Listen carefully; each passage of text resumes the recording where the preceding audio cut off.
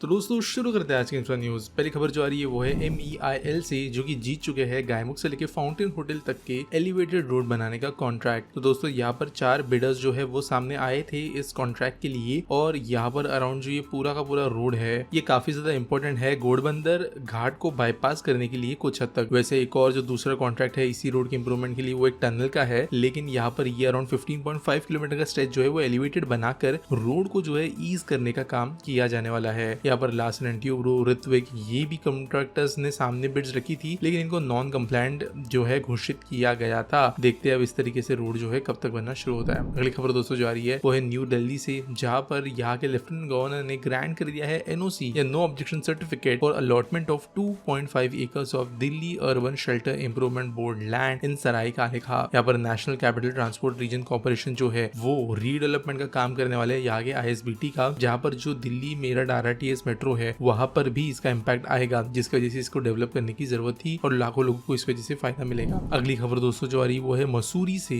जहां पर एक एलिवेटेड रोड प्रोजेक्ट बनने वाला है जो कि एक ब्रांच होगा दिल्ली देहरादून एक्सप्रेसवे का। तो आप लोग में से कई को पता होगा कि दिल्ली देहरादून एक्सप्रेसवे लंबे समय से प्रॉमिस किया जा रहा है कि दिल्ली से देहरादून 2 घंटे में, लेकिन ये डिलेस के बाद में अब थोड़ा कंप्लीट होते हुए नजर आ रहा है। अभी यहाँ पर बोला गया है कि देहरादून से आगे मसूरी तक 26 लोकेलिटीज में 26 किलोमीटर लंबा एलिवेटेड रोड बनेगा, जिसकी वजह से रिस्पना और बिंदल नदियों के किनारे से ये सीधा मसूरी पहुंचने का एक डायरेक्ट रूट मिलेगा और दिल्ली टू मसूरी का रास्ता जो है वो बहुत छोटा हो जाएगा। वैसे ये 6100 करोड़ का प्रोजेक्ट होगा, पर किलोमीटर ये बहुत ज्यादा महंगा रोड होगा, और ये भी कुछ डेटा के हिसाब से बताया गया है कि 2614 घर जो है वो डेमोलिश किए जाएंगे। अगली खबर दोस्तों जा रही है वो ओडिशा के इंडस्ट्रियल ग्रोथ से, जहाँ पर टाटा ग्रुप ने कहा है कि वो इन्वेस्ट करेंगे 63,000 crore rupees in mega industrial park in Jajpur district. तो ये जो एम्बिशियस प्रोजेक्ट है ये लार्ज स्केल एम्प्लॉयमेंट जनरेट करेगा, ऐसे हमने कहा है। अराउंड 34,000 लोगों का डायरेक्टली और इनडायरेक्टली, और स्टेट के साथ में मिलकर ये बड़ा वेंचर है। ओडिशा में वैसे भी बड़े इंडस्ट्रियल इन्वेस्टमेंट्स रिसेंटली देखे जा रहे हैं। अगली खबर दोस्तों आ रही है मिजोरम से, क्योंकि पहला स्टेट बन गया है भारत का to be officially declared as fully literate state under ULLAS या